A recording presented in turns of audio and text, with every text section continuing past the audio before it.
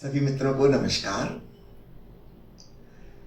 जगत में ऐसा कौन व्यक्ति है जो दुख से मुक्त नहीं होना चाहता। छोड़ो ईश्वर की बात, आधी दुनिया नास्तिक है, वो कहेंगे हमको ईश्वर को पाना नहीं, हम ईश्वर को मानते ही नहीं। छोड़ो दिव्य गुणों की बात, किसी को इच्छा होगी किसी को नहीं होगी।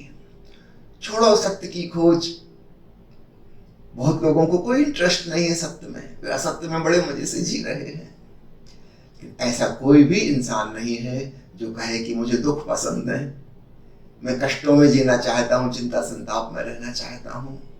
नहीं, दुख और संताप ऐसे ही है जैसे बीमारी। हमें बीमारी कभी भी पसंद नहीं आती और हम स्वस्थ होना चाहते हैं, बीमारी से छुटकारा चाहते हैं। तो जो शरीर के तल पर सत्य है, मन के तल पर भी वही सत्य है।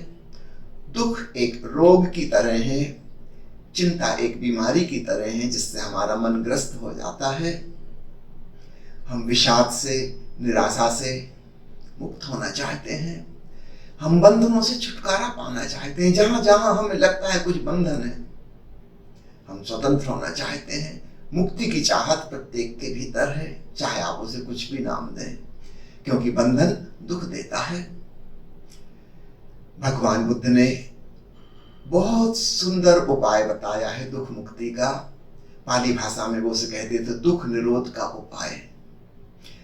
और सदगुरु ओशो ने बड़े ही सरल और वैज्ञानिक तरीके से उस मार्ग को समझाया है।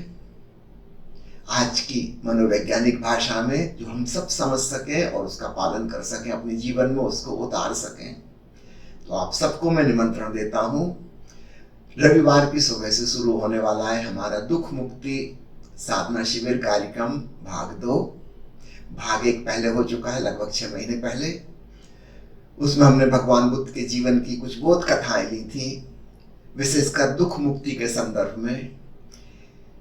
भाग 2 में हम आधे प्रवचन ओशो के अंग्रेजी प्रवचन मालाओं के सुनाएंगे, जिनके की वीडियो उपलब्ध है, और आधे प्रवचन एस धम्मो सनातनो सीरीज के, जो भगवान बुद्ध के धम्मपद पर हिंदी में उन्होंने दी है।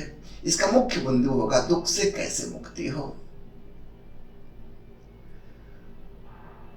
एक बार समझ में आ जाए कि दुख कैसे निर्मित हुए, हमने ही किए निर्मित, तब उनसे बचने का उपाय भी तुरंत समझ में आ जाता है।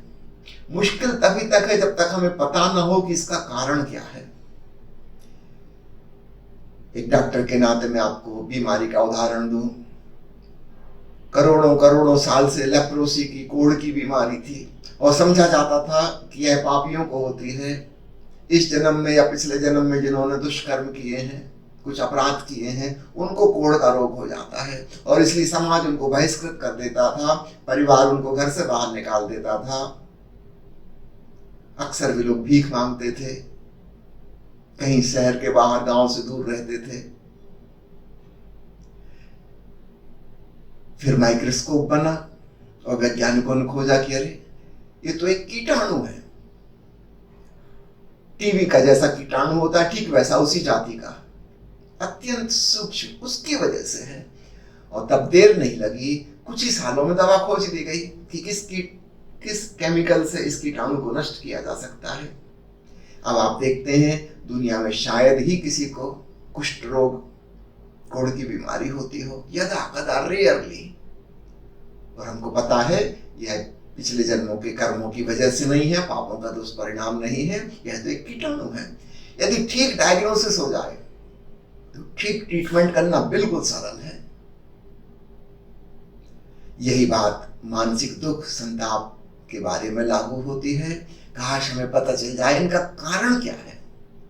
निवारण बहुत आसान है, कारण जान लेना ही 50% काम तो हो गया।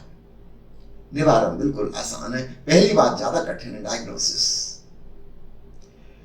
भगवान बुद्ध ने जो कारण बताया, निवारण का उपाय बताया।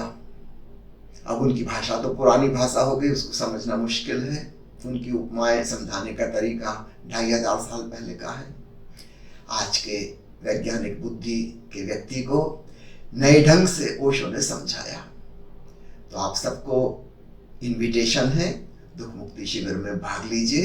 इसमें 2 सत्र प्रतिदिन होंगे, सुबह 6 बजे से 9 बजे तक के बीच में, और दोपहर को और रात को इसकी रिकॉर्डिंग पुनः ब्रॉडकास्ट की जाएगी। तो कोई मित्र अगर सुबह अटेंड नहीं कर पाते तो दोपहर को अथवा रात में अटेंड कर सकते हैं, और ऑस्ट्रेलिया, अमेरिका, कनाडा, यूरोप के लोग भी अटेंड कर सकते हैं। तो पुनः आपको निमंत्रित करता हूँ। धन्यवाद।